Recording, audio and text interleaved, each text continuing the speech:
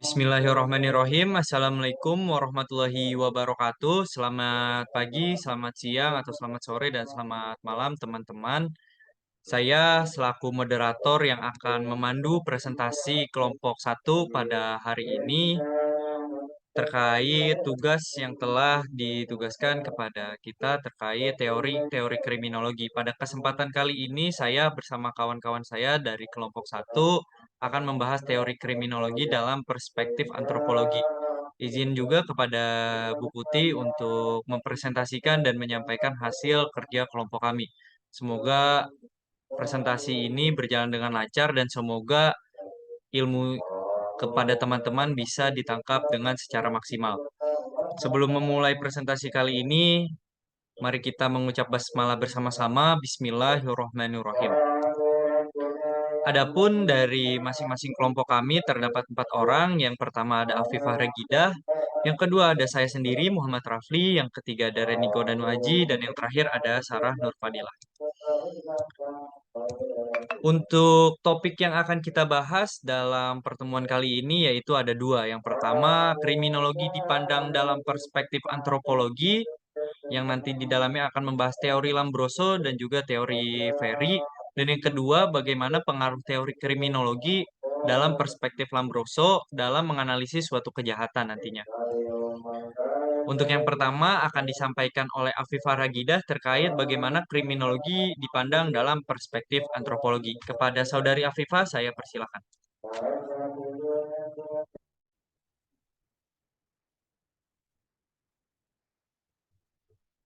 Yang pertama langsung ke teori Lombroso-nya sendiri, boleh langsung di next.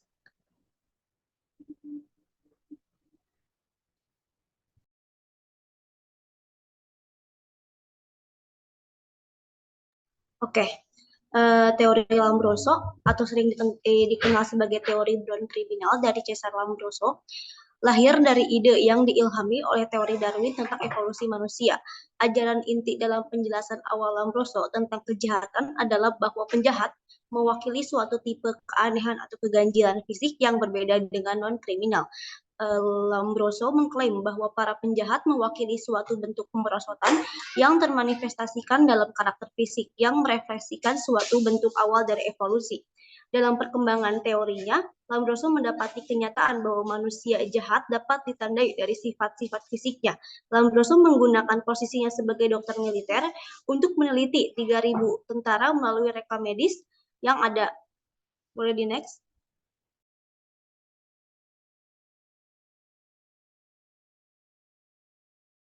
Oke, klasifikasi penjahat menurut Lombroso yang pertama ada brown kriminal, yaitu orang berdasarkan pada doktrin aktivisme tersebut di atas. Lalu yang kedua ada insane kriminal, yaitu orang menjadi penjahat sebagai hasil dari beberapa perubahan dalam otak mereka yang mengganggu kemampuan mereka untuk membedakan antara benar dan salah. Contohnya adalah kelompok idiot, imbecile, atau paranoid. Lalu yang ketiga ada personational kriminal atau kriminaloid, yaitu pelaku kejahatan berdasarkan pengalaman yang terus-menerus sehingga mempengaruhi pribadinya. Contohnya penjahat kambuhan. Lalu yang terakhir ada criminal of passion, yaitu pelaku kejahatan yang melakukan tindakan karena marah, cinta, atau karena kehormatannya. Boleh di next?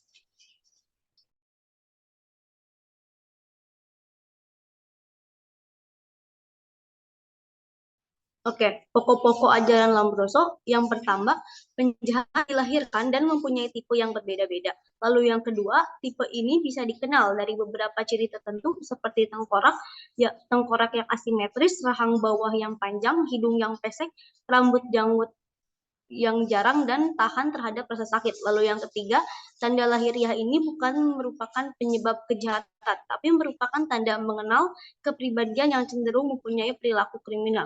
Lalu yang keempat, karena adanya kepribadian ini, maka karena tidak dapat terhindar dari melakukan kejahatan, kecuali bila lingkungan dan kesempatan dapat memungkinkan. Lalu yang terakhir, penganut aliran ini mengemukakan bahwa penjahat-penjahat seperti pencuri, membunuh, pelanggar seks dapat dibedakan oleh tanda-tanda atau ciri-ciri tertentu.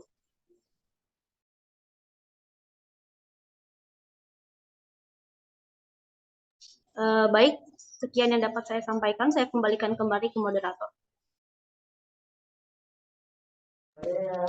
Baik, terima kasih kepada Saudari Afifah yang sudah menyampaikan teori dari Lombroso yang tadi di dalamnya terdapat mulai dari klasifikasi penjahat, lalu ada pokok-pokok ajaran dari teori Lombroso sendiri. Untuk yang selanjutnya yaitu ada teori Enrico Ferri yang akan disampaikan oleh Saudara Reniko Danuaji. Kepadanya saya persilakan. Baik, terima kasih kepada moderator yang telah mempersilahkan saya untuk menyampaikan materi. Selanjutnya yaitu teori Enrico Ferri. Kriminologi menurut Enrico Ferri berusaha untuk memecahkan masalah kriminalitas dengan telaah positif dan fakta sosial.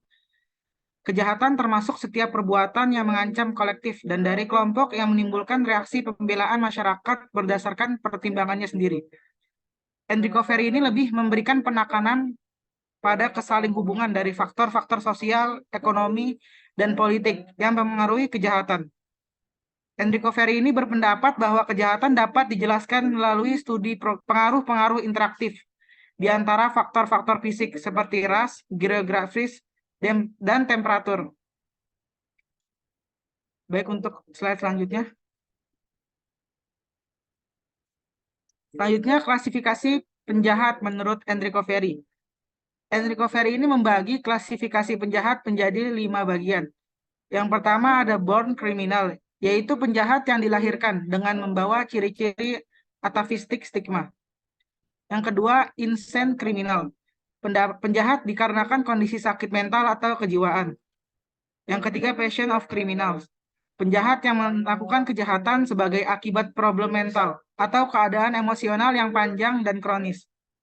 Yang keempat, occasional criminals, penjahat yang disebabkan produk dari kondisi-kondisi keluarga dan sosial yang lebih dari problem fisik atau mental yang abnormal. Dan yang terakhir, habitual kriminal, yaitu penjahat yang memperoleh kebiasaan dari lingkungan sosial.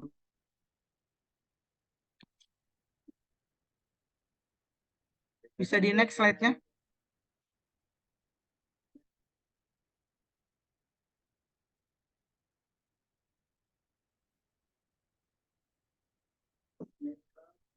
Baik, selanjutnya, jadi bagaimana kriminologi dalam perspektif antropologi? Untuk itu saya kembalikan ke moderator. Terima kasih.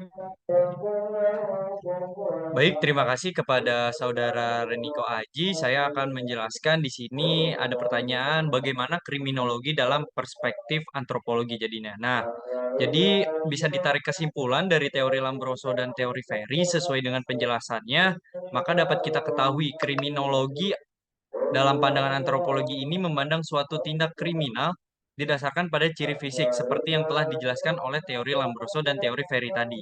Ciri khas dari seorang penjahat sebagaimana contoh yang dikemukakan oleh Lombroso menyebutkan ciri fisik dan psikis seorang penjahat, yakni terdiri dari beberapa seperti tengkoraknya panjang, rambutnya lebat, tulang pelipisnya menonjol keluar, dahinya moncong, dan seterusnya.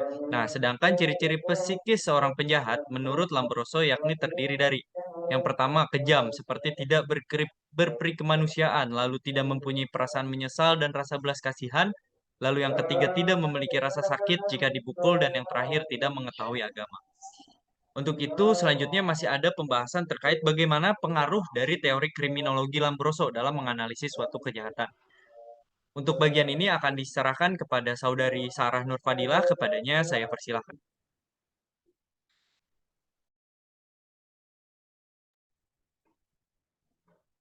Baik, izin melanjutkan materi selanjutnya.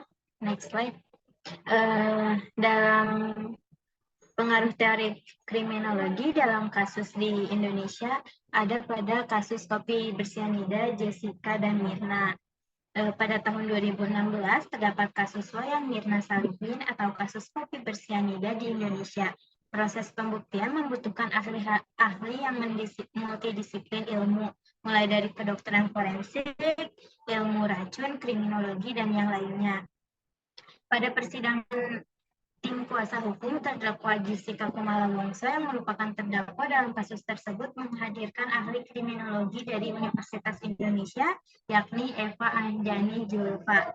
Eva ini menjelaskan bahwa sekelumit mengenai kriminologi sebagai ilmu dan penerapan dalam sebuah kasus kejahatan. Dalam keterangannya sebagai ahli, Eva mengungkapkan teori ilmu firasat wajah atau ilmu membaca karakter seorang lewat wajah. Teori ini dicetuskan oleh Lombroso.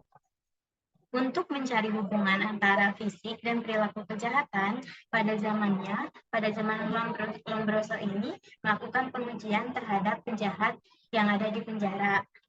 Atas pengujian tersebut, Lombroso menemukan ciri-ciri fisik yang berpotensi melakukan tindakan kriminal. Teori ini tidak bisa dijadikan sebagai acuan untuk menentukan seseorang penjahat atau bukan, apalagi teori ini sudah sangat tua, dengan metode perenungan yang sudah jarang dipakai, yang menjadi bagian dari antropologi fisik. Next slide.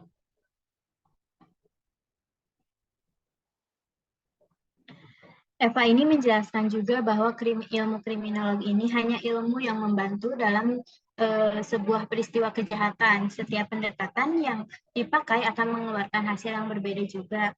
Untuk kriminologi ini, hasil akhirnya adalah menemukan motif dan merumuskan hal-hal pencegahan. Jika dibandingkan dengan saat ini, teori Lombroso ini serupa dengan dunia ramalan.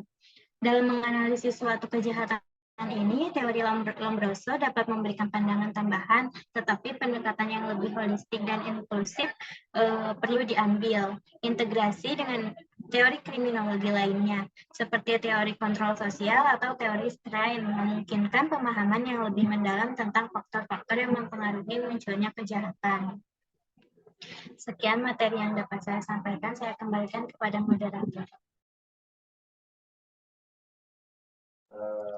Nah, baik, terima kasih kepada Saudari Sarah Nur Fadilah. Tibalah kita di penghujung pembahasan kali ini.